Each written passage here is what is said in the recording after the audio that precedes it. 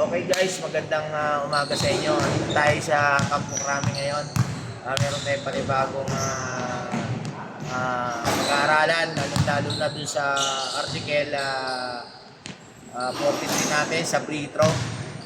Kapag last free throw, yung bola na glance between the backboard and the rim or pumatong doon sa pinaka-plancha. So, ano ang magiging hatol natin? So, kasi hindi siya bumaba eh. So, yung slot center official, pwede tumawag ng jump ball dyan, no? So, papasok tayo sa alternate possession arrow. So, yun yung una. Ang difference naman yan dun sa legal field goal. For example, tumira yung A1. Yung bola naman, napatawag ngayon ng referee ng foul. Ngayon, yung bola, nag-glass din dun sa ring between the backboard.